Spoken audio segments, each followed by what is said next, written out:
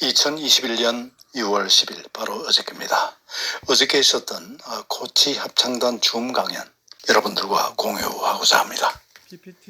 비록 관중 수도 적고 또 여러 가지 또 미비한 점들이 있었지만은 분명 새로운 시도입니다. 함께 보시겠습니다. 삶은 기술이다. 그 다음에 70 유튜버의 스말로 인생, 뭐 이런 제목을 가지고 제가 약 1시간 강연을 지금 하도록 되어 있는데요. 살아보니까 이제 그런 느낌이 드는 거죠. 그냥 우리가 뭐 사라지는 삶이 아니고 살아가야 될 삶이라면은 이것도 나름대로 좀 잘 사는 방법이 있지 않겠나. 제가 나이가 한 70이 넘다 보니까 그렇다면 삶은 기술이다. 기술이라면 또 이것은 우리가 배우고 가르칠 수도 있겠다. 공유할 수도 있겠다. 이런 생각을 하게 됐습니다. 그래서 오늘 삶은 기술이라는 제목으로 강연을 좀 이어가도록 하겠습니다.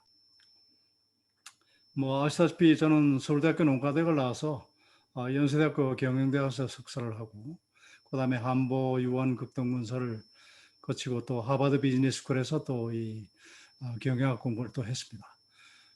또 아시다시피 유튜브를 본격적으로 시작한 지가 약 한 1년 반 정도 됐습니다. 한번 권대욱 TV 구독을 하시면은 거기에 이미 제가 올린 유튜브 콘텐츠가 약 한 1,200개 정도가 지금 올라가 있습니다. 사람들이 놀라죠. 1년 반 만에 지금 1,200개를 할 것 같으면 거의 매일 하루에 지금 하나씩 올렸다는 얘기고, 또 내용을 보시면 아시겠지만은 짧은 내용들이 아닙니다. 어떤 경우에는 2시간짜리도 있습니다. 막 이거를 갖다가 제가 직접 촬영을 하고, 이걸 제가 직접 편집을 하고, 음성을 입히고 녹음을 하고, 막 이러한 여러 가지 일련의 그 일들을 지금 하고 있는데요. 오늘은 그거를 중심으로 해서 우리의 삶의 기술에 대해서 한번 얘기해보는 그런 시간을 갖도록 하겠습니다. RSP 때 삶의 기술, 제가 만든 유튜브인데 한번 같이 보시겠습니다. 늘 기복이 있습니다. 젊은 날엔 그 기복에 일희하고 일비하고 그 현상에만 천착할 뿐 그곳엔 내가 잘 없었습니다. 나이가 들면 그 파도의 골과 일항을 관조할 여유가 생깁니다. 내가 있기 때문입니다. 스펙트럼 자체가 젊은 날과는 많이 다르죠. 그래서 나이 먹는 게 아니라 익어가는 거라 하는 것이겠죠. 세상이 나를 속인다 생각될 때에는 눈을 들어 하늘을 보십시오. 138억 년의 우주를 생각하고 삶 이전의 삶과 삶 이후의 삶을 생각하십시오. 내가 어디에서 왔고 어디로 가고 있는지 생각하십시오. 영원 불멸의 온전한 내가 있음을 기억하십시오. 인간이 위대한 것은 우주의 먼지보다도 더 적은 인간, 우주보다 더 큰 우주를 마음에 담을 수 있기 때문입니다. 소명을 알고 행해가는 인간은 서러울 틈이 없습니다. 모든 일이 다 잘 되는 일은 결코 없습니다.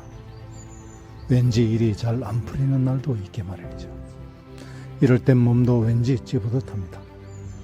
안 아프던 허리도 아프고 머리도 아프고, 이럴 때 특효약이 있습니다. 도끼로 장작을 패는 겁니다. 엔진톱으로 나무를 자르는 겁니다. 허리 굽혀 풀을 뽑는 겁니다. 내가 풀을 뽑는지 풀이 나를 뽑는지 모를 정도의 몰입을 두며 현실을 망각합니다. 함께하면 더욱 좋습니다. 배롱나무도 옮겨 심고 잔디밭에 잡초도 뽑아내고 대추나무, 감나무, 가지도 쳐줍니다. 그 과정에서 느끼는 강한 연대감, 카네기 공연을 코앞에 둔 시점에서 발생한 멘붕 상황마저 있게 하고 최선을 다하자 늘 그렇듯 하늘에 가호가 있을 것이다, 그렇게 믿게 만듭니다. 이렇듯 함께는 몸 움직여 무엇을 한다는 것이요, 그때 발생되는 강한 연대감은 함돛다 부부 함께의 가장 강력한 원천이 됩니다. 함께는 관념이 아니라 실행입니다. 모든 것들이 선한 뜻만큼 잘 풀려지기를 기원합니다. 인생의 가장 최고의 가치는 자유라고 생각합니다. 자유만한 그 가치를 아직까지 저는 발견하지 못했죠. 우리가 보통 그 공자님께서도 말씀하셨지 않습니까? 40이 되면 부록이고 50이 되면 지천명이요 60이 되면 이순이고 70이 되면 정심소욕 부류구라고 얘기한 바로 그 자유.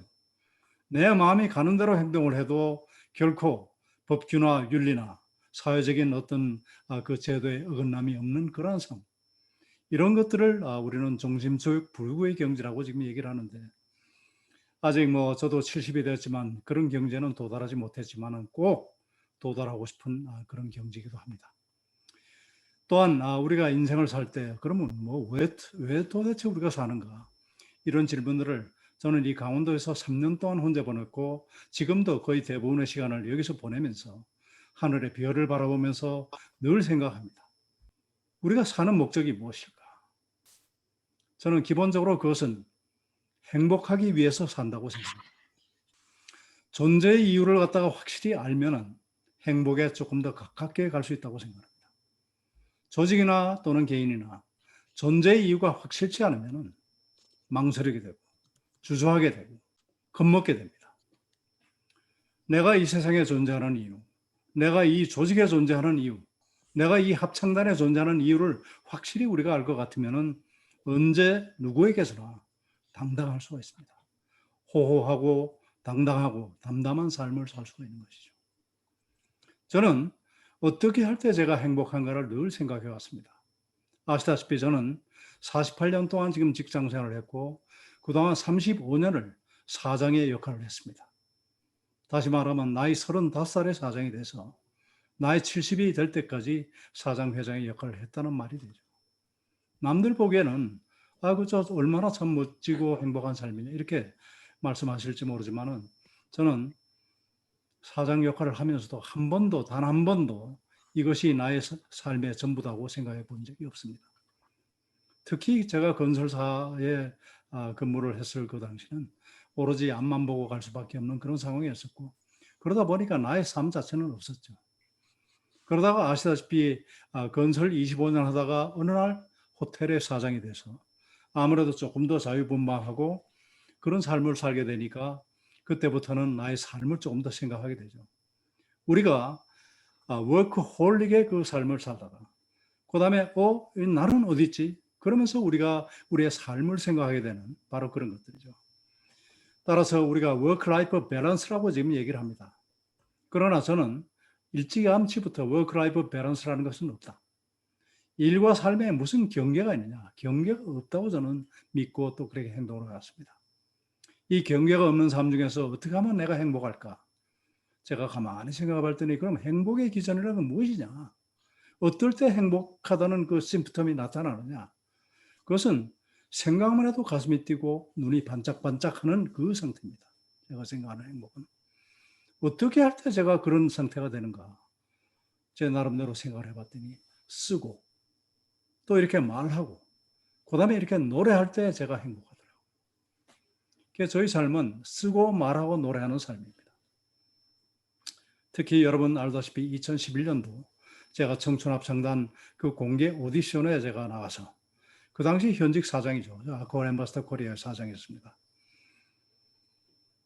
현직 사장이 그런 오디션 프로그램에 나간다는 것 자체가 우리 지금 이 정세에는 그 자체가 터부죠.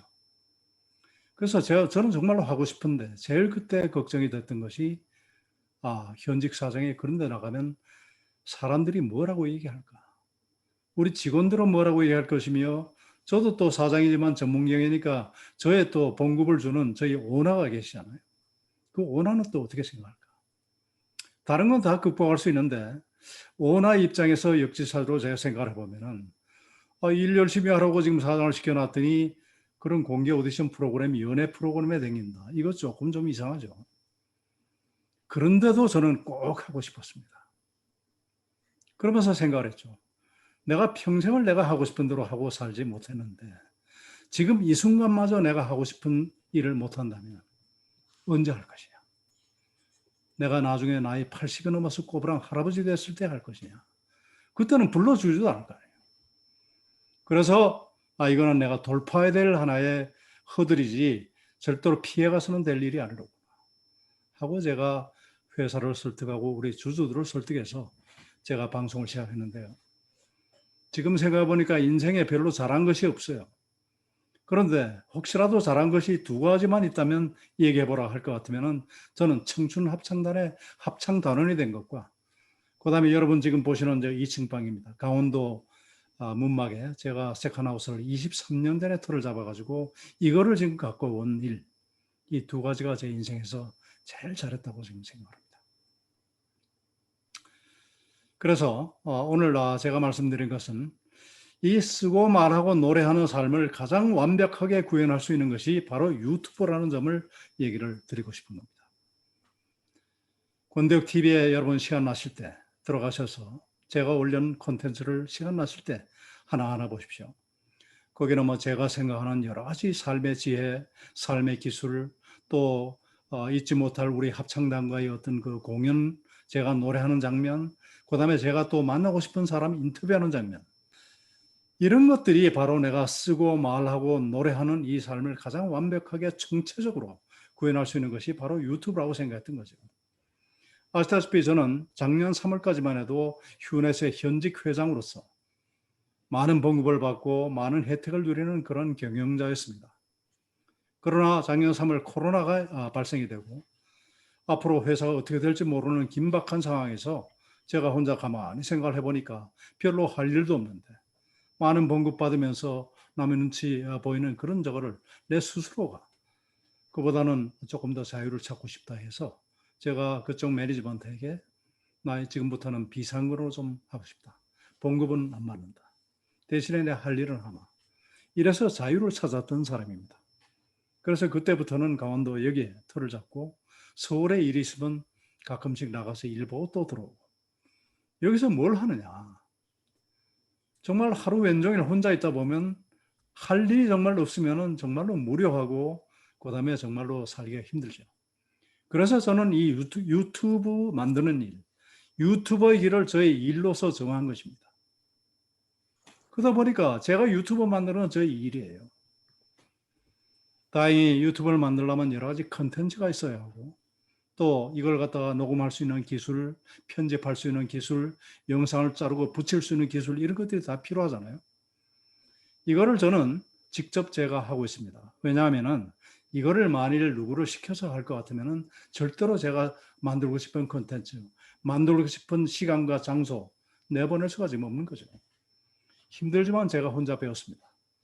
그래서 지금 한 1년 반 동안 아주 인텐시브리 제가 하다 보니까 이제는 웬만한 영상 편집, 녹음, 거기다가 BGM 갖다 집어넣는 거 이런 것들을 다 할 수 있게 된 것이죠.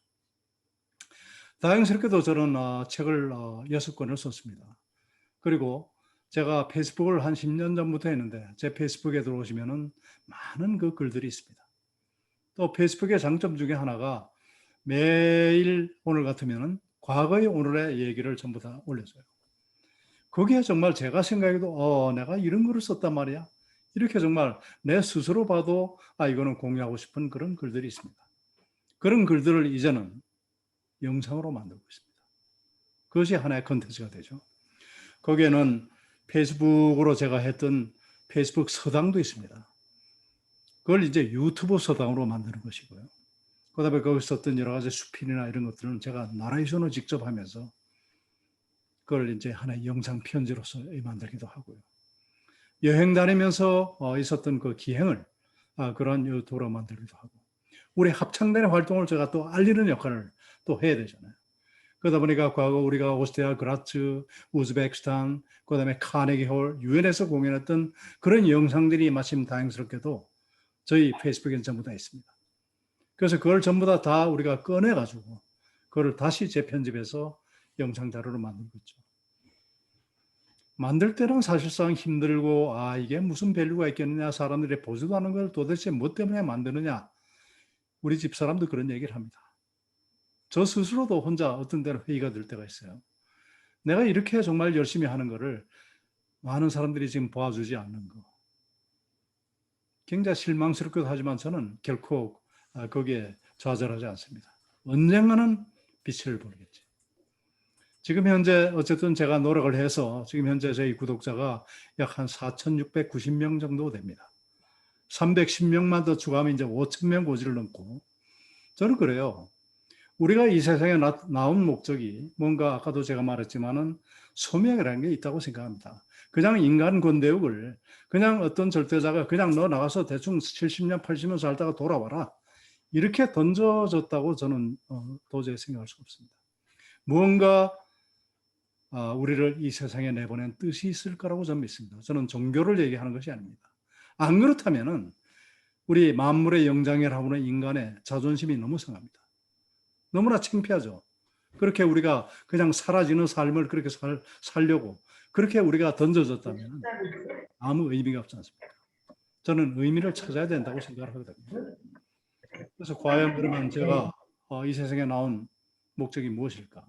가만히 생각해 보니까 딴 거 거창하게 생각할 것도 없어요.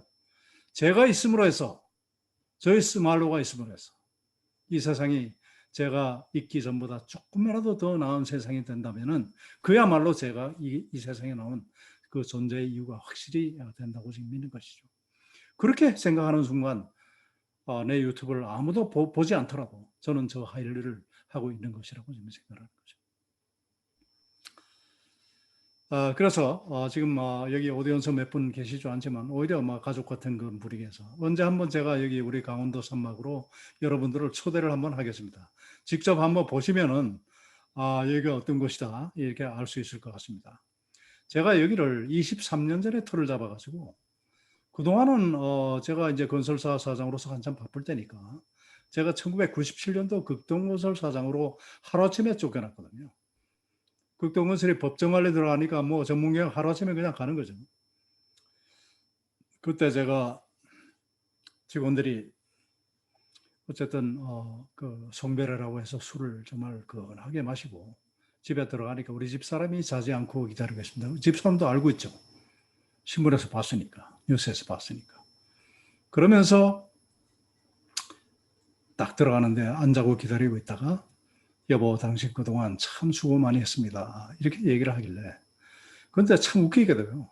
제가 집에 가는 차 안에서 회사가 제공하는 기사가 있는 차를 마지막으로 타고 가면서 무슨 생각이 들었냐면 우습게도 야 이거 당장 내일부터 나는 용돈을 어떻게 타서 쓰나 이게 걱정이 되더라 이 말입니다. 현실적인 얘기입니다. 그래서 그걸 내가 매일 그 용돈을 갖다 달라고 해서 쓸 수도 없고 내가 하고 싶은 일도 있을 건데 뭐 많지도 않은 돈이죠. 그걸 일일이 집사람한테 얘기해서 타 쓰는 것이 제 성격상 잘못하다 싸움 뺏겨 날 일이 없어요. 그래서 딱 이제 집사람이 기다리고 수고했다. 마침 그 말만 안 했더라면 그 말도 못 했을 텐데 당신 그동안 참 수고 많이 했습니다. 이렇게 얘기를 해서 제가 얘기했습니다. 여보, 이제 내일부터 내가 일종의 백수인데 이제부터는 내가 자금 관리를 내가 좀 해야 되겠다. 그동안 모아둔 통장 다 가져와라. 그래 이제 그 말하고 기다리는 그 순간이 불과 몇 초도 안 되는데 얼마나 오래인 것 같은 그런 기분이 드는 거예요. 그런데 우리 집사람이 정말로 통장을 싹 다 나 앞에 갖다 놓고 당신이 이제는 하세요. 이러는 거예요. 바로 그 순간이 있었기 때문에 오늘의 제가 있다고 저는 믿습니다. 그래서 제가 후배들에게도 항상 언제 어떻게 될지 모르니까 비자금을 마련해둬라. 이게 저 부인을 속이는 것이 아니다. 돈 없으면 안 돼요. 그러니까 제가 그때 나름대로 그걸 관리를 하니까 여기에 돈을 갖다 들여서 이 집을 질 수도 있었던 거죠. 2층 집을 준공하는 날, 그날이 한 5월 한 중순경 정말 기화요초가 피고 날씨는 좋고 기가 막힌 날이었습니다. 2층에 딱 이 방이 바로 이 방이에요. 지금 스튜디오 만든 이 방인데 여기서 딱 자면 여기서 별이 보이거든요. 우리 집 사람이 딱 자면서 별을 탁 보더니 좋다 이래요. 생각해 보십시오. 그동안 말은 안 했지만 남편이 이자가 도대체 돈을 어디다 쓰는지 얼마나 적어하겠습니까? 뭐 여기다 집 짓는다고 돈이 나오겠어요? 뭐가 나오겠어요? 불평이 있지만은 우리 집사람이 불평을 못하고 어쨌거나 별이 참 좋다. 다음날 아침에 딱 보니까 날이 너무 좋은 거야. 화창한 정말 봄날 5월달이죠. 장미꽃이 피고 기화요차가 피고 2층 베란다에서 토스트를 굽고 커피를 내리고 아침을 먹으면서 그러니까 집사람이 또 그래. 티파니 아침이 따로 없다 좋다 이래요. 그래서 제가 이제 그 얘기를 딱 받아서 여보 당신이 본 어젯밤의 그 별과 오늘 아침에 티파니의 이 아침, 이거 하나로서 그동안 여기 들어간 돈 전부 다 본전을 다 뽑았다고 생각하자. 그리고 앞으로 이곳에 올 때마다 그만큼 우리가 벌어간다고 생각하자. 그러니까 참 기가 막히지만 웃을 얘기죠. 그렇습니다. 제가 여기 와서 참 정말 배운 것이 많아요. 왜 제가 여기 와서 배운 것이 많으냐 하면은 여기서는 혼자 있을 수밖에 없잖아요. 집사람은 당시에도 학교 선생이었었고 지금은 뭐 또 무슨 단체 또 회장을 맡아가지고 또 바쁩니다. 그러다 보니까 혼자 있는 시간이 많은데 혼자 있으면서 무슨 생각을 하겠습니까? 하늘의 별을 보고 그다음에 개 3마리, 그다음에 거위가 2마리, 달기 지금 3마리, 병아리가 12마리입니다. 그러다가 최근에는 연못에다가 비단잉어 10마리까지 채워 넣기 때문에 생물들이 많아요. 개들 돌보기도 바쁘죠. 생명 하나하나가 소중함을 느끼게 되고 또 무료하기 때문에 아까도 우리 식지 않은 열정에는 없다. 그다음에 정말 행복하기 위해서는 몸을 움직여야 된다. 머리가 복잡하고 뭐가 잘 안 보일 때는 장작으로 도끼로 장작을 패고 풀을 베고 정말 풀이 나를 베는지 내가 풀을 베는지 모를 정도의 몰입. 저는 행복의 그 메커니즘은 딴 거 없이 몰입과 망각의 메커니즘이라고 생각합니다. 우리를 불행하게 하는 것들은 전부 다 망각해버리고 우리를 갖다 기쁘게 하는 것들은 몰입하는 것이죠. 이것이 저는 행복의 메커니즘이라 생각합니다. 무엇에 몰입할 것인가? 사람마다 다 틀립니다. 어떤 사람은 음악에 몰입할 수도 있겠고 미술에 몰입할 수 있겠고 일에 몰두할 수도 있겠고 여러 가지 방법이 있겠지만 아무튼 몰입할 거리를 늘 마련해 두는 이런 삶이 행복으로 가기 위한 삶의 기술이라고 저는 생각합니다. 저 같은 경우는 늘 앞일을 갖다가 생각하고 앞에 뭘 하나 툭툭 던져 놓습니다. 예를 들면 오늘 우리 코치 합창단과 함께 줌 강의를 한다. 이것이 바로 어저께 생각할 때 저를 오늘을 있게 하고 오늘을 행복하게 만드는 하나의 그 이유가 됩니다. 내일 또 뭐가 있겠죠. 이런 식으로 행복은 우리가 만들어가는 것이지 결국 주어지는 것이 아니라 이런 것을 느낍니다. 소확행이라는 것을 여기 가면 정말로 절실하게 느낄 수가 있습니다. 아시다시피 저는 건설에서 25년을 있었고 그동안 제가 안 한 일이 뭐가 있겠습니까? 비행장, 하이라이즈 빌딩, 고속도로, 고속철도, 지하철, 댐. 그렇지만은 그때 우리가 준공식에 갔을 때는 그렇게 그 기쁜 뭐 그런 일도 물론 있긴 하지만은 항상 가면은 이 공사를 해서 내가 돈을 얼마 벌었느냐, 우리 회사가 얼마나 적자를 받느냐 이런 것을 생각하게 되지. 정말 그로 인한 어떤 성취감 같은 건 못 느꼈는데요. 제가 여기 있으면서 혼자서 등짐 져가지고 만든 분수대가 하나 있습니다.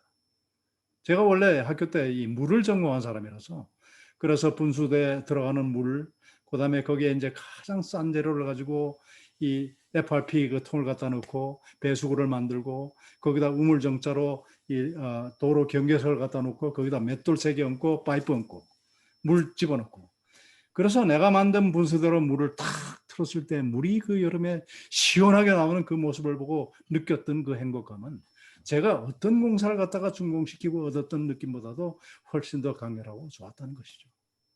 저는 이것도 일종의 삶의 기술이라고 생각합니다. 그래서 저는 이제 이러한 어떤 저것들을 저 혼자 갖고 있으면 뭐 하겠습니까? 그래서 나누고자 하는 것입니다. 산막은 산막 스쿨이라고 제가 이름 한 지 갖고 여러분했습니다. 왜 산막 스쿨이냐? 여기는 무슨 특별한 커리큘럼이 있는 것도 아니고 특별한 교수가 있는 것도 아니고 학생이 따로 있는 것도 아닙니다. 그러나 여기에 같이 모여서 하룻밤 지내시다 보면은 돌아가실 때쯤 되면은 내가 지금까지도 잘 살아왔지만은 앞으로 조금 더 잘 살아야 되겠다. 이렇게 결심 하나만 하시고 가면 되는 학교입니다. 그러면 저는 충분한 학교입니다. 그래서 여기를 다녀가신 분들이 그동안 20년 동안 2,000명 이상이 하룻밤 주무시고 가셨습니다. 물론 여기는 저는 뭐 호텔 사장도 했습니다만 불편하죠. 그렇지만 그 불편함이 오랫동안 기억에 남습니다. 그래서 한번 다녀가신 분들은 또 오시고 싶어 하시고 그분들이 저의 사회적인 네트워크가 되고 저의 사회적 자산이 될 것이죠. 그렇기 때문에 이것은 앞으로도 계속 지금 오픈할 겁니다. 여기는 순서도 체계도 시스템도 아무것도 없습니다. 그냥 어떤 경우에는 우리 코치 합창단이 우리는 이런 프로그램을 그냥 사람 모아가지고 오시면 됩니다. 저는 장소를 제공하고 저도 혹시 한 말씀 해달라고 그러면 제가 해드리면 되는 거고. 전부 다 제가 돈 하나도 안 받고 전부 다 공짜로 다 모셨습니다. 그것이 제가 또 이 세상에 나와서 이 세상에 조금이나마 기여하는 일이라고 생각했습니다. 청춘합창단 여러분 합창단 하시니까 합창의 그 정말 즐거움을 잘 아실 겁니다. 저는 지금도 참 노래하고 싶어서 정말 아주 뭐 우리 단원들이 전부 다 그렇죠. 그 정말 합창으로서 느끼는 그 정말 짜릿한 그 전율, 막 이런 것들은 굉장히 좋습니다. 그러나 저는 제가 단장으로 있는 한 청춘합창단은 또 하나의 어떤 꿈을 꾸어야 된다고 생각을 했습니다. 단순하게 우리가 노래 같이 모여서 하는 거 이것도 좋겠지만은 뭔가 우리의 노래를 통해서 뭔가 우리가 이 사회에 기여할 수 있는 부분이 있다면 그것도 굉장히 좋은 뜻이다. 저희들이 유엔에 가고 우즈베키스탄에 가고 카네기에 가고 이러한 것들은 우리의 본질적인 그런 미션을 수행하기 위한 하나의 과정에 불과합니다. 여러분, 우리는 미디어에 나오고 유명해지고 그런 합창단, 그걸 제가 바라는 것이 아니고 정말로 우리를 원하는 사회적으로 소외받고 힘들고 용기를 갖다 필요하는 그런 분들에게 우리가 간다고 얘기하지도 말고 우리가 가니까 사람들 오라 소리도 하지 말고 그냥 우리가 가서 노래를 불러줌으로써 우리의 노래를 통해서 그중에 단 한 분이라도 정말로 용기를 얻는 분이 있다면 그것이야말로 우리 청춘합창단의 본질적 존재의 이유라고 저는 생각합니다. 그래서 그를 위해서 이왕 할 바에는 우리 울림통을 키우자. 한 사람의 노래, 한 사람의 말, 한 사람의 글이 울림이 있기 위해서는 그 사람의 울림통이 커져야 합니다. 성철 스님이 산은 산이요 물은 물이라 이렇게 얘기했을 때 우리는 큰 울림을 받습니다. 저 같은 사람이 어디 가서 산은 산이요 물은 물이요 그러면 저 사람 미쳤다 그러죠. 왜 그러냐? 그 왜 성철 스님의 산은 산이요 물은 물이요 너무나 단순 명료한 이 진리, 김수환 추기 형님의 사랑합니다 감사합니다, 이게 정말 너무나 당연한 얘기, 이런 것들이 울림으로 다가오느냐 이 말이죠. 성철 스님의 산은 산이요 물은 물이요 이 말 한마디 뒤에는 평생을 장잡으로 하고 눕지 않고 평생을 지내시고 당신을 만나러 가려면 3,000배를 무조건 하고 오라는 그런 엄격한 그런 규율이 있었고 그런 분이 삶이 그 속에 내재하고 있기 때문에 그 말씀이 울림이 있다고 저는 믿습니다. 김수환 추기형님 역시 마찬가지죠. 청춘합창단도 비록 단 한 명의 관객이라도 그 울림이 있기 위해서는 울림통을 키워야 된다고 저는 믿었습니다. 유엔에 가고 방송에 나오고 유명해지고 이거 다 울림통을 키우는 것이지 그것이 본질이 아니다 이 말씀이죠. 저 또한 같습니다. 저도 많은 강연을 다니고 뭐 영화도 만들고 뭐 별의별 일을 다 했죠. 책도 쓰고. 그러나 그것이 저희 본질은 아니라고 믿습니다. 한때는 그것이 나의 본질이고 그것이 정말 내가 원하고자 하는 그런 삶이다 생각한 적도 있었지만 지금 이 나이가 되다 보니까 그것은 결코 저희 본질이 일 수가 없다 이렇게 생각이 드는 것입니다. 그래서 오늘 저는 제 강의에 오디언스가 1,000명이든 100명이든 단 5사람이든 저는 전혀 관계하지 않습니다. 이미 그거는 전부 다 저희 본질하고는 이 관계가 지금 없는 일입니다. 단 한 분하고도 이렇게 진솔한 대화를 나누고 서로 공감할 수 있는 어떤 그런 부분들을 얻는다면 그것이야말로 너무나 행복한 일이죠. 그래서 오늘 여러분들하고 참 만남이 대단히 참 즐겁고 참 기쁩니다. 우리가 걱정거리 없는 삶이 어디 있습니까? 어떤 사람 얘기합니다. 당신은 집도 있고 절도 있고 합창단 단장 나오고 뭐 회사 사장이고 닭도 있고 개도 있고 뭐 행복하지 않느냐. 뭐 행복하지 않다는 얘기가 아니라 그러니 당신이 무슨 걱정이 있겠느냐 하실지 모르지만은 제 속에 들어와 보면 제 속에 걱정거리가 엄청나게 많습니다. 그러니까 오죽하면 옛말에 천석구는 천가지 근심이요 만석구는 만가지 근심이라고 얘기를 했겠습니까? 사람은 걱정 없이 살 수가 없는 겁니다. 그런데요, 그 걱정거리를 가만히 살펴보면 거의 쓸데없는 걱정들을 우리가 하는 거죠. 공자님께서는 이것을 하루아침에 사라질 근심이라고 얘기했습니다. 일조지환적 근심.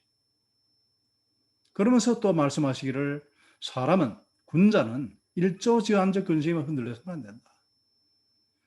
평생을 걱정할 화두를 하나 만들고 그것을 걱정해야 된다 이 말이죠.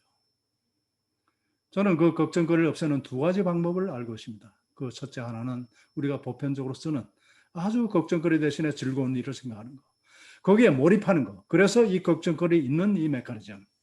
이것도 중요하지만요. 조그만 걱정거리는 큰 걱정거리로 덮는 방법도 있다는 것을 말씀드립니다. 그것이 일조제한적 근심은 종신지휘적 근심으로 덮어라.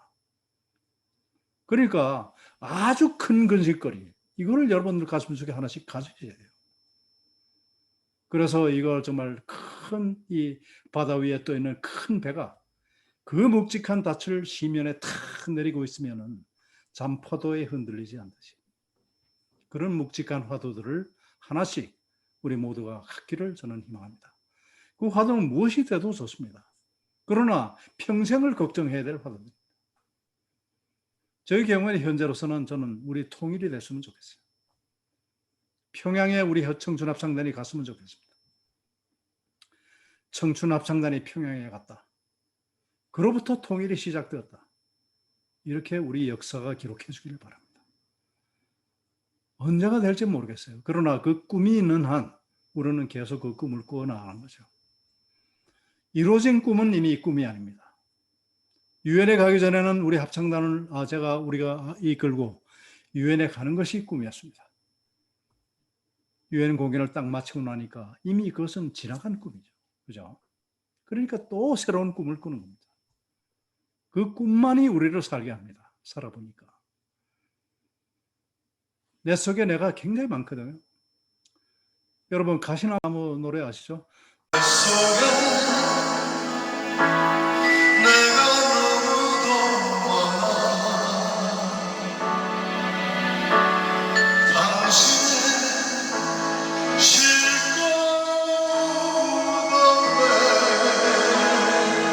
마찬가지로 우리 속에는 정말로 내 자신이 많은 거예요. 무수한 내가 존재하거든요.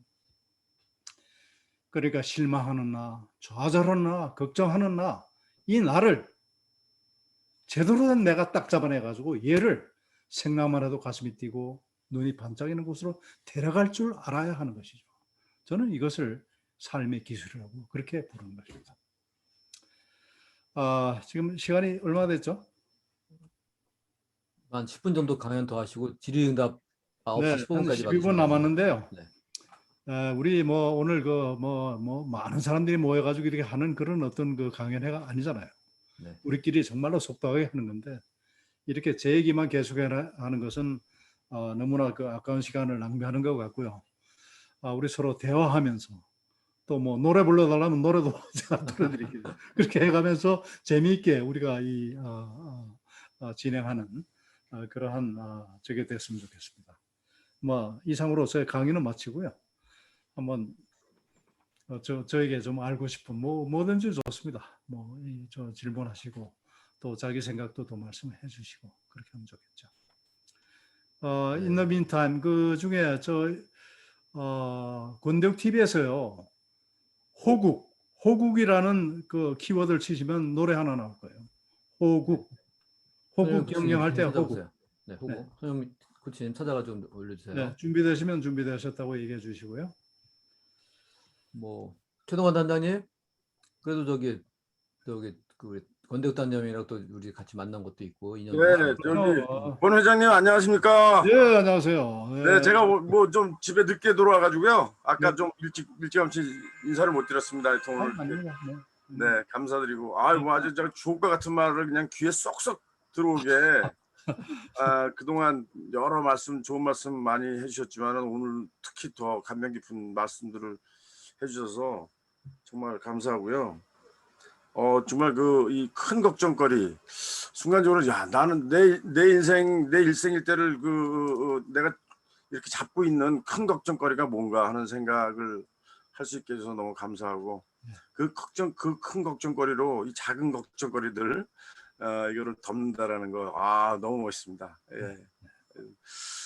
좀 더 듣고 싶은 이제 말씀이 있는데. 네. 제가 이제 우리 권 회장님 보면은 그냥 뭐 아시는 것도 많고 뭐 여러 하여튼 다방면에 걸쳐서 이렇게 정말 관심도 많으시고 소년 같은 마음을 잊지 않고 사시는 걸로도 제가 봤어요.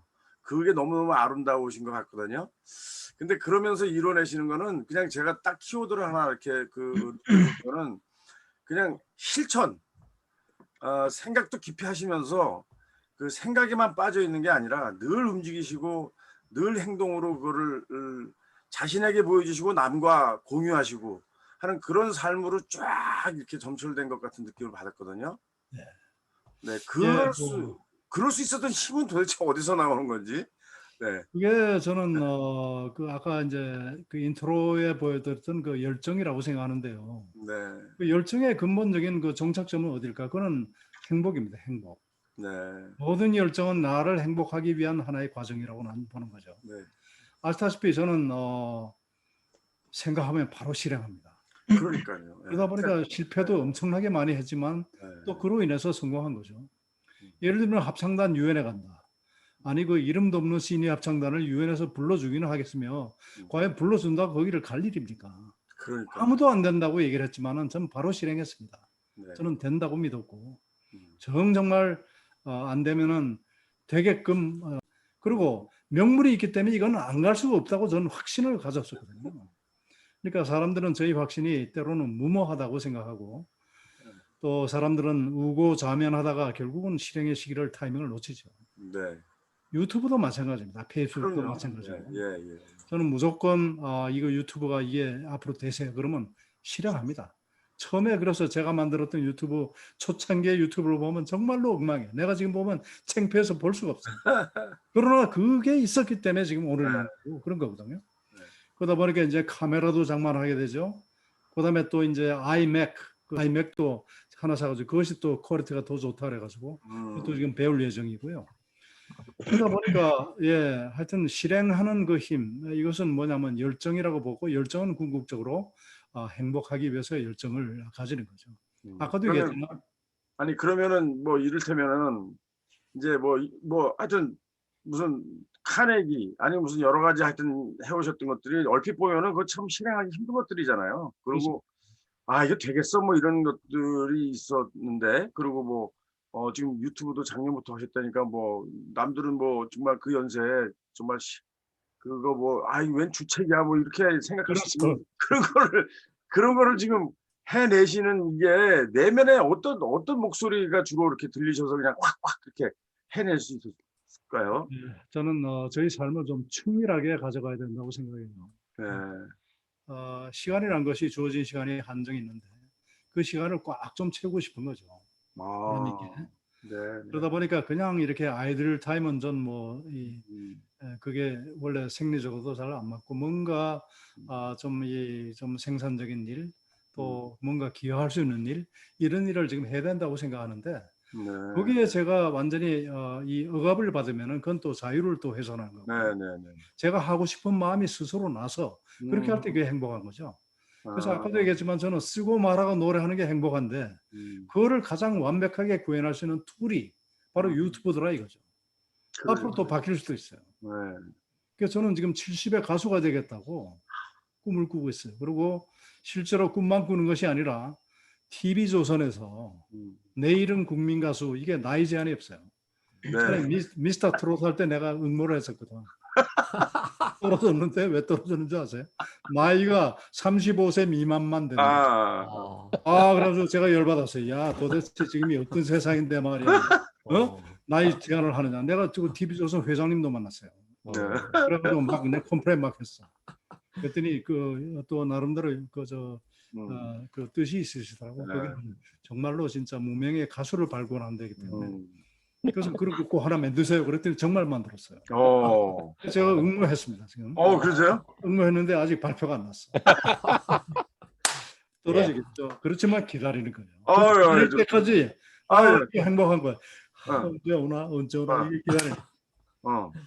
그러니까 지금 말씀을 들으면서 제가 어떤 게 떠올랐냐면은 우리 권 회장님 뭐냐면 어떤 그 일에 매달리거나 그 일 자체가 되고 안 되고가 문제가 아니라 늘 항상 마음속에 충만감.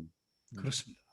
내가 뭘 보든 이게 내 마음속에 충만감을 위해서 내가 지금 당장 해야 될 게 뭐냐 이것만 생각하시는 거 아닌가 이런 생각이 들어요. 네, 바로 보셨어요. 그러니까 되고 안 되고는 그거는 이차적인 그러니까. 문제입니다. 그죠? 네, 행복하기 위해서 산다고 얘기했잖아요. 네네네. 내가 응모를 하고 그걸 기다리는 그 순간이 행복하다. 그러니까 예. 와. 아이고. 그러니까 안 돼도 아무 관계 없잖아요. 그러니까. 내가 나이 70이 넘은 놈이 거기다 뭐 이렇게 오디션 넣는데 떨어졌다고 창피할 일도 아니고. 그러니까. 그렇죠? 그러네. 그러니까 저는 그것도 와. 기다리는 거죠. 너무 기다리는 게 감사합니다. 행복한 거죠. 예. 네. 맞습니다. 예. 감사합니다. 네. 노래 한번 틀어주세요. 네네, 네, 그 코치님. 한번. 3월 데니보이 아리랑 맞습니까? 네네 맞습니다. 네. 네네네, 잠깐만요. 대한 독립만세를 외쳤던 3.1절이 있는 달입니다. 일제의 무자비한 핍박 속에서도 총칼을 두려워하지 않고 독립만세를 불렀던 선열들을 생각하며 노래 한 곡 올리고자 합니다. 오 데니보이와 우리의 전통민요 아리랑입니다. 아목동화, 이 노래는 영국 최초의 식민지로 12세기부터 750년간 억압을 받았던 아일랜드인의 대표적인 민요입니다. 외국 민요이지만 가사와 멜로디가 주는 아름답고 쓸쓸한 서정성이 친밀하게 느껴져서 부를수록 감동을 받는 노래입니다. 이 노래는 아일랜드 민족에게는 독립을 바라는 노래입니다.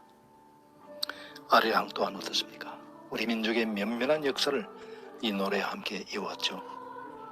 3.1운동 때도 이 노래를 불렀고 88 올림픽 때도 이 노래를 불렀고 월드컵 때도 이 노래를 불렀습니다. 이 두 곡이 갖는 그러한 상징성을 3일의 노래로 제가 바칩니다. Danny boy, the pipes are calling from glen to glen and down the mountainside. The summer's gone and all the flowers falling. Kiss you, must go and I must buy. What can he bear when summer's in the meadow? Oh, when the berries hushed and white with snow. Kiss all the year when sunshine or in shadow. Oh, Danny boy, oh, Danny boy, I love you so.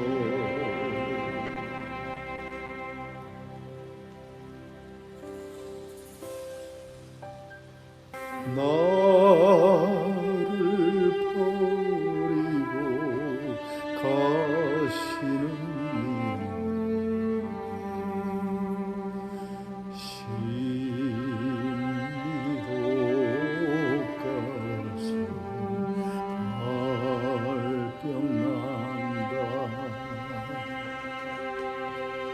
What can he bear when summer's in the meadow? Oh, when the berries hushed and white with snow. Kiss all the year when sunshine or in shadow. Oh, Danny boy, oh, Danny boy, I love you so.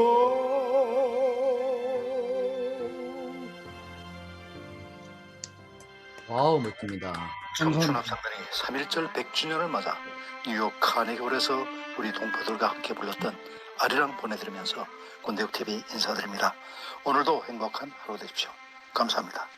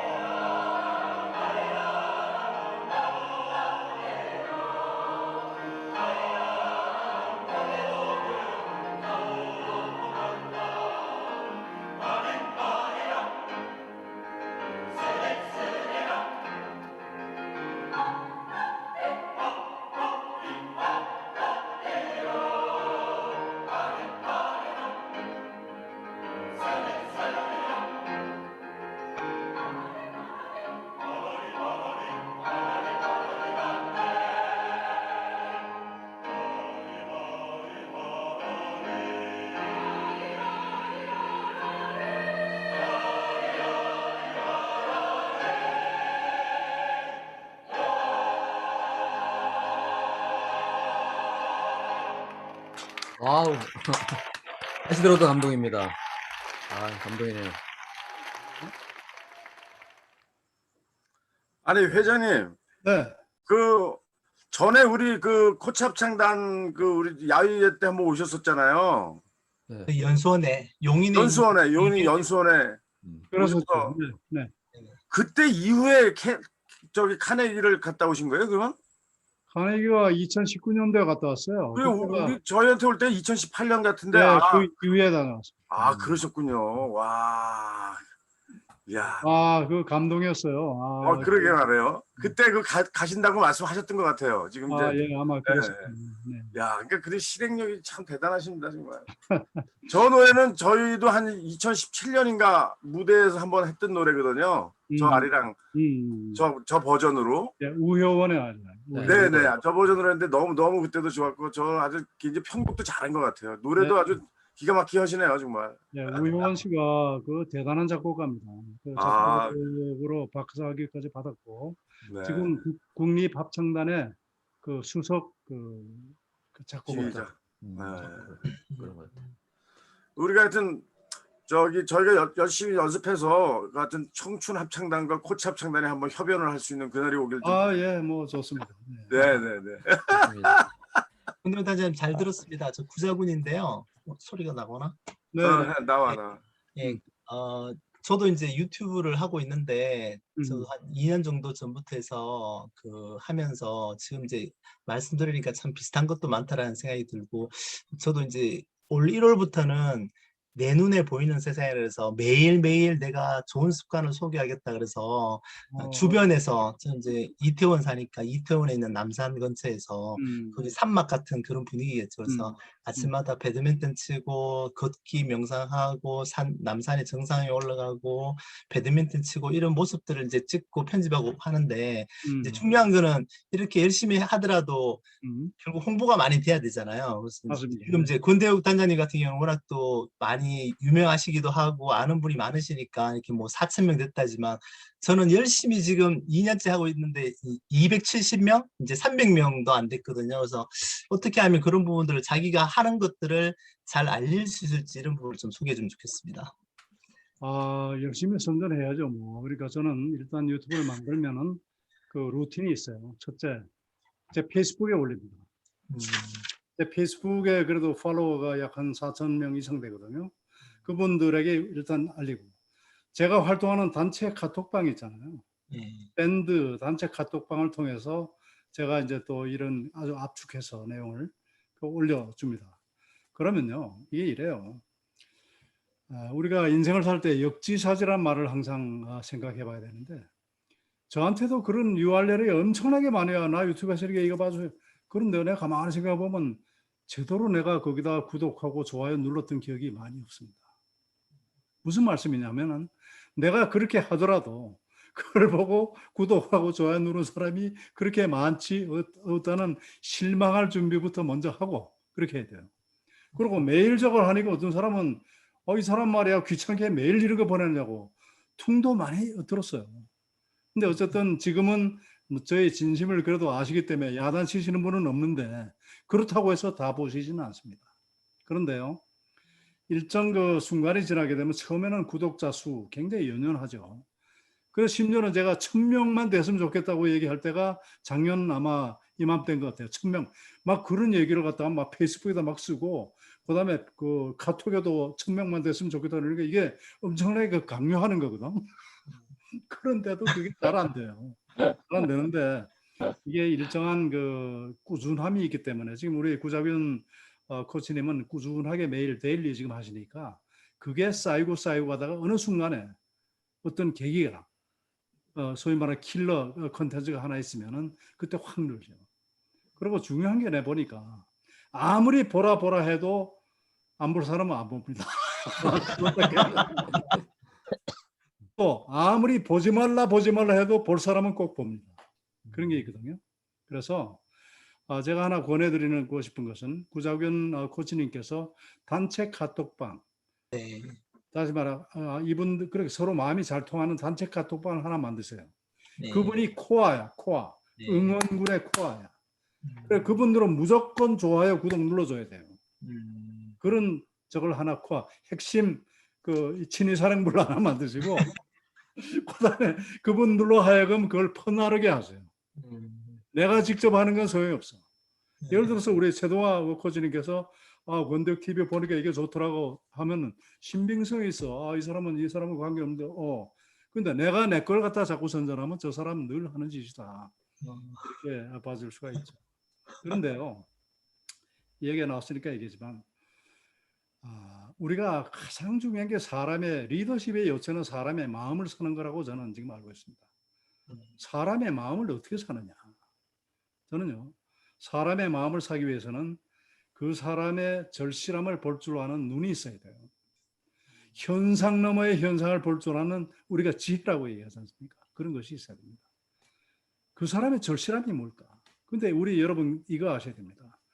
유튜브를 갖다 열심히 하는 사람의 절실함은요, 구독해 주시는 거예요. 그 사람 불러가지고 골프 가자, 같이 좋은 호텔에서 밥 먹자 이게 아니고 구독 한번 해주고 좋아요 한번 누르면 그 사람이 정말로 제일 멋지고 감사한 사람이 되는 겁니다. 이게 정말 무슨 얘기가 좀 그렇잖아요. 옛날에요, 고등학교 우리가 보통 졸업하면 480명 졸업하잖아요. 친한 친구도 있고 안 친한 친구도 있어요. 전에 제 실명을 거론해서 미안합니다. 좋은 얘기니까. 한전 사장 하던 조한익 사장이십니다. 저하고 중고등학교 6년을 같이 다녔어요. 대학교 같은 과는 틀리지만 대학까지 하면 10년이야. 서로 안 친했어요. 그러나 어쨌든 나는 그 친구가 산자부에서 코토라 사장할 때, 무역투자금융공사 사장할 때, 한전 사장할 때 이 모습을 알죠. 그 사람도 또 제가 한보 사장할 때, 극동 사장할 때, 유흥건설 사장할 때, 아코 엠바스다 갔을 때, 제주 하얏트 사장할 때 다 이 알고는 있습니다만은 서로 이렇게 교류하고 이런 저는 아니었었는데 어느 날 신문에서 그 친구가 책을 냈다. 그 무역투자금융공사 사장 시절에 나는 사는 줄에 서 있다. 그 친구 글도 잘 써요. 한국전력 사장 할 때는 전력투구란 책을 내서 베스트셀러가 됐어요.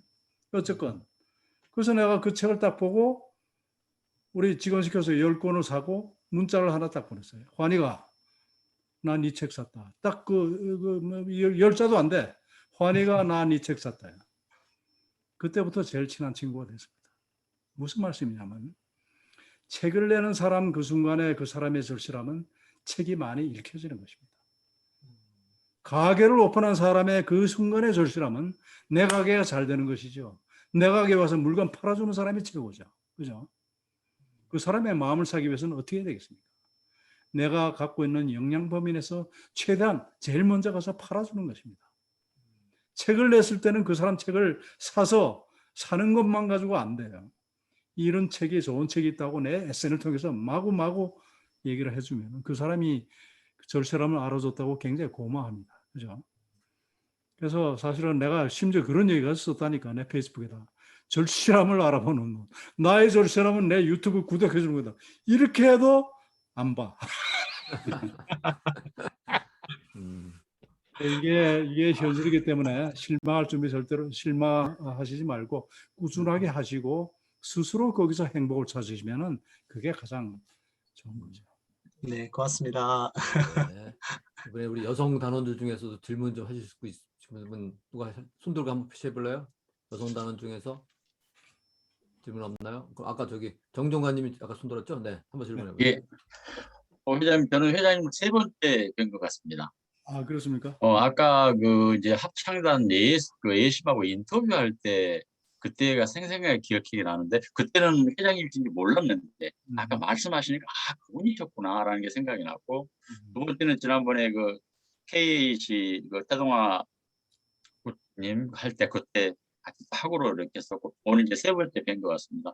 아까 인트로로 좋은 말씀 해주신 거 감사한데 지금까지 굉장히 화려한 인생이라고 저희들은 생각을 하고 있습니다. 성공한 삶이라고 생각했는데 분명히 그 뒤에는 어두운 그림자도 있었으리라고 생각이 듭니다.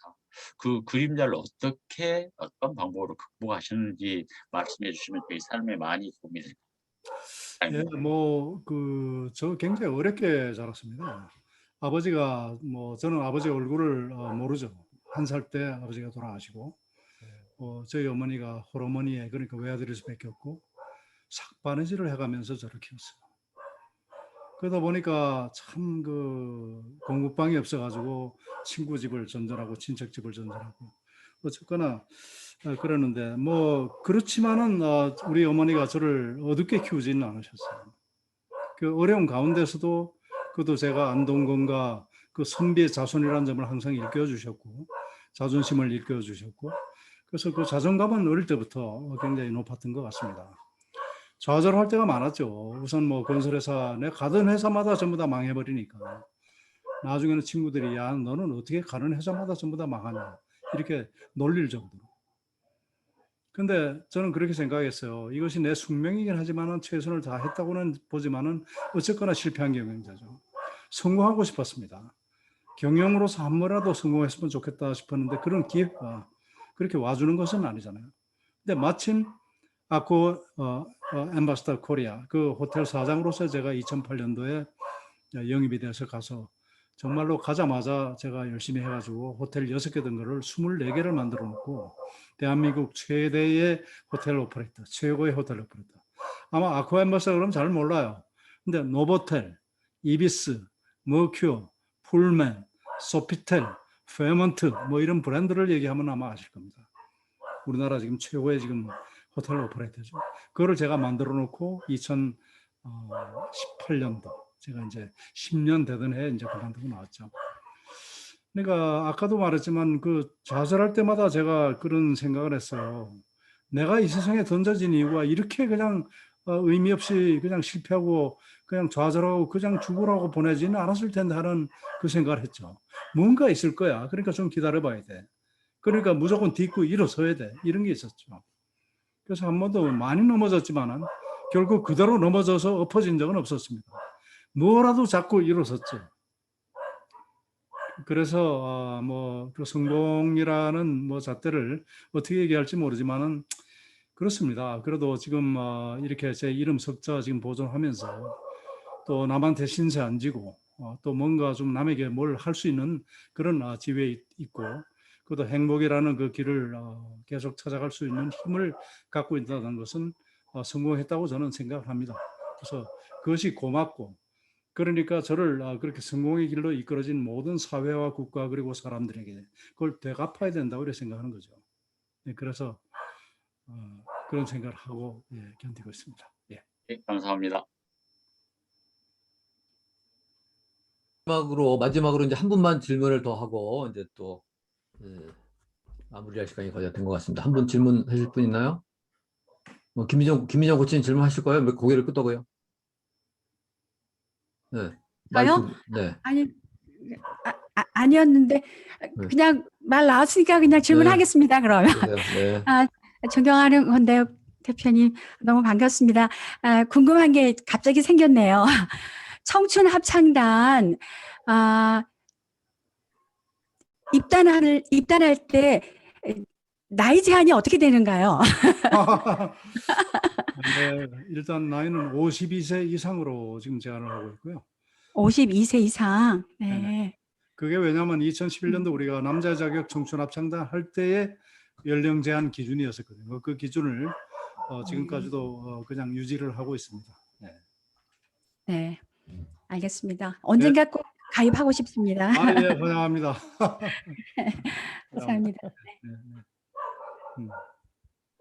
그럼 저도 하나 질문하겠습니다. 저는 사실은 전에 처음 만난 게 중랑군과 그 동대문과 이렇게 구민회관에서 청춘합창단 공연할 때 제가 가서 처음 뵌 거거든요. 그래서 제가 그때 명함 드리고 그 엠버스더 호텔 사장실로 제가 찾아간 건데 그때 가보니까 단원들은 50명이 넘는데 관객들이 그거밖에 안 되는 거야. 한 50명밖에. 그래서 와 이렇게 훌륭한 공연을 하는데 관객이 이렇게 적나? 이제 저 합창단원들이 얼마나 실망을 할까? 그게 걱정이 되면서 나는 이렇게 공연을 관람했어요. 그러니까 애써 이렇게 멋있는 프로그램을 만들었는데도 불구하고 관객들이 외면한다고 그럴까? 그러니까 친구들 다 오라고 그래도 안 오고 뭐 아는 사람 오라고 그래도 안 오고 고작 한 합창단원 50명의 관객 한 5, 60만 앉혀놓고 강연할 때 그러고 나서 그 뭐라 그럴까 마음이 어땠었나 그게 궁금해요. 그걸 어떻게 허전한 마음이 있었을 텐데 그걸 어떻게 그걸 좀 이렇게 다스렸는지 그게 좀 궁금합니다. 처음에는 실망하고 뭐 관객들이 많이 안 오고 그러면 실망하죠. 그런데 저는 그 당시부터도 네. 그런 어떤 외적으로 보이는 관객의 숫자나 이런 것은 크게 마음이 없었습니다. 마음이 네. 없었고 다만 우리가 그런 데 가서 노래할 수 있다는 것 자체가 행복한 일이고 네. 관객이 많이 오면 물론 좋겠지만 적게 온다고 해서 그 실망할 일은 아니다.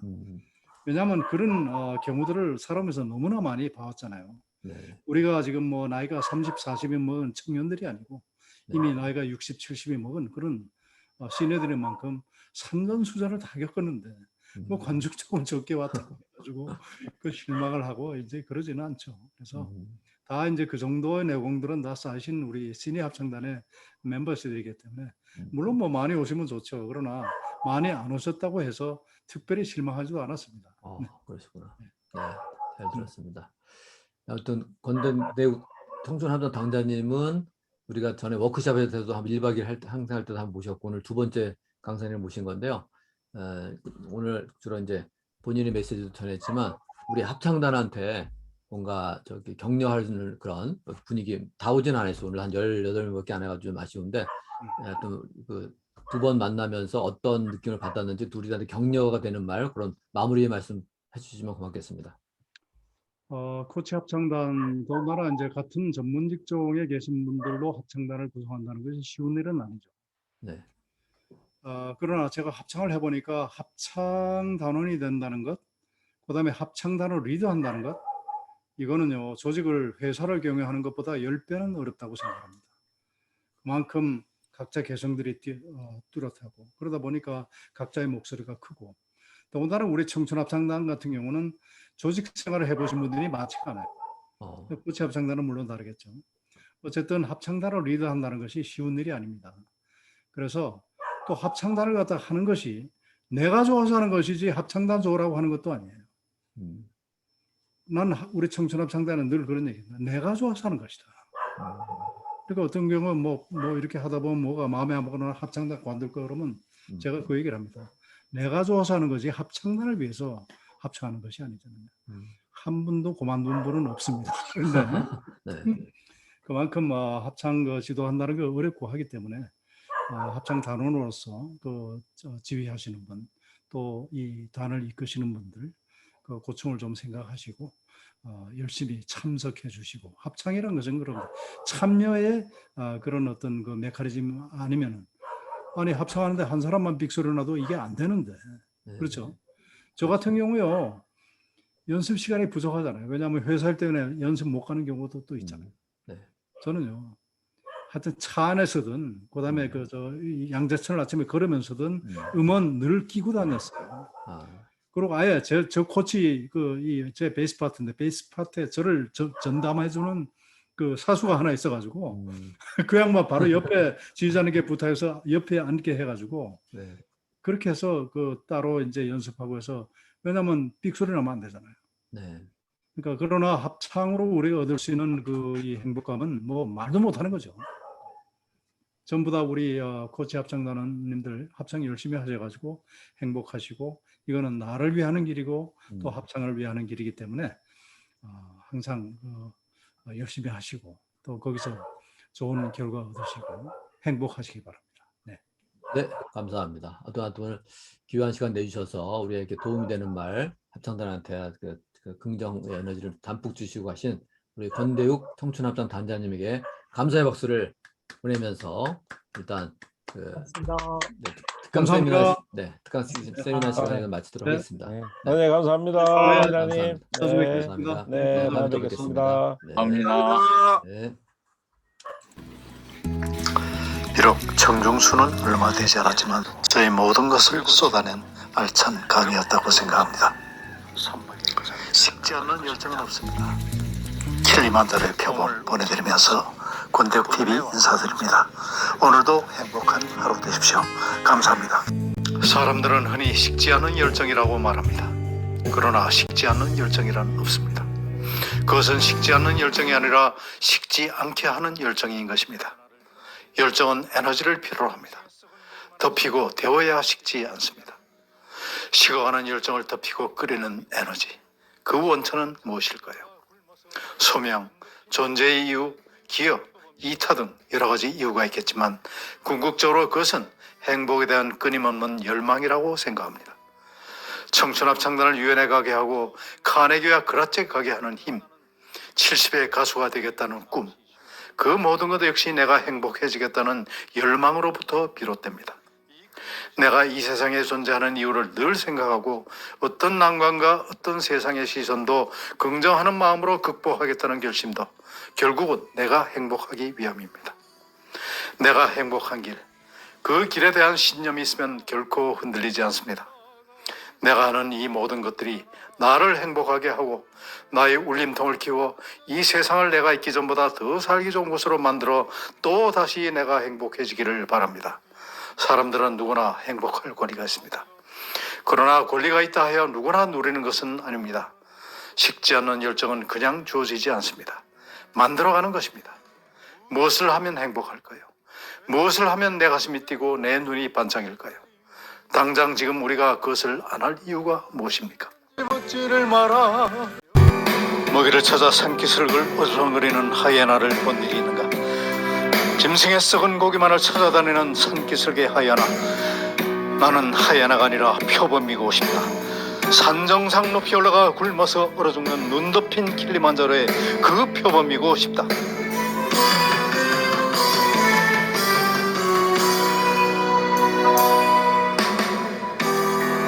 자고 나면 위대해지고 자고 나면 초라해지는 나는 지금 지구의 어두운 모퉁이에서 잠시 쉬고 있다. 야망에 찬 도시의 그 불빛 어디에도 나는 없다. 이 큰 도시의 복판에 이렇듯 철저히 혼자 버려진들 무슨 상관이래. 나보다 더 불행하게 살다간 고골한 사나이도 있었는데.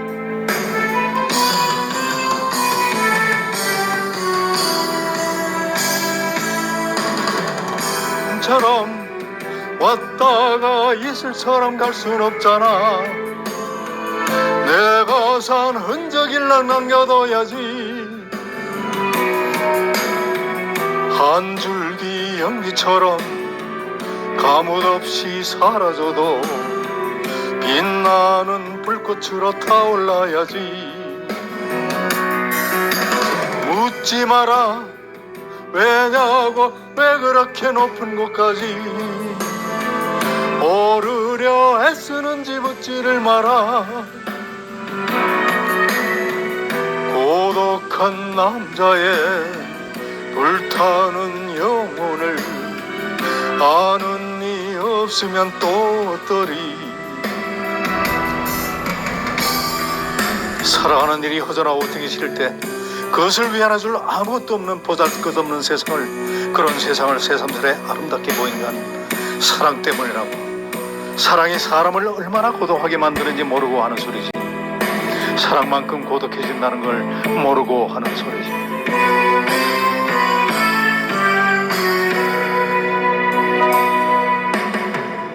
너는 귀뚜라미를 사랑한다고 했다. 나도 귀뚜라미를 사랑한다. 너는 라일락을 사랑한다고 했다. 나도 라일락을 사랑한다. 너는 밤을 사랑한다고 했다. 나도 밤을 사랑한다. 그리고 또 나는 사랑한다. 화려하면서 쓸쓸하고 가득 찬 것 같으면서도 텅 비어있는 내 청춘의 건배.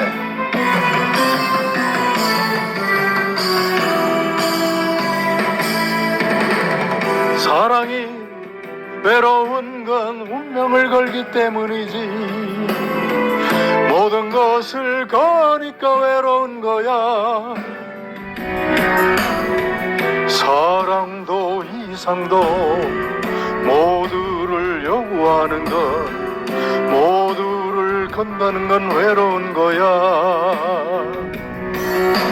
사랑이란 이별이 보이는 가슴 아픈 정열.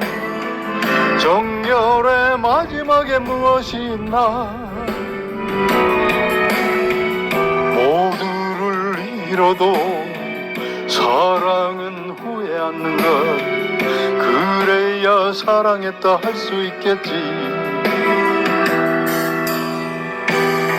아무리 깊은 밤일지라도 한 가닥 불빛으로 나는 나무리. 메마르고 타버린 땅일지라도 한 줄기 맑은 물살로 나는 나무리. 거센 폭풍 후 초목을 휩쓸어도 꺾이지 않는 한 그루 나무들이여, 내가 지금 이 세상을 살고 있는 것은 21세기가 간절히 나를 원했기 때문이요.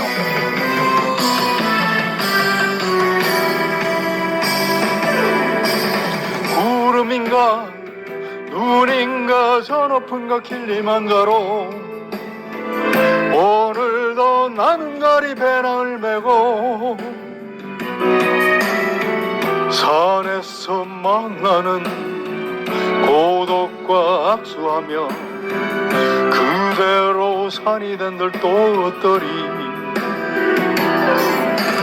라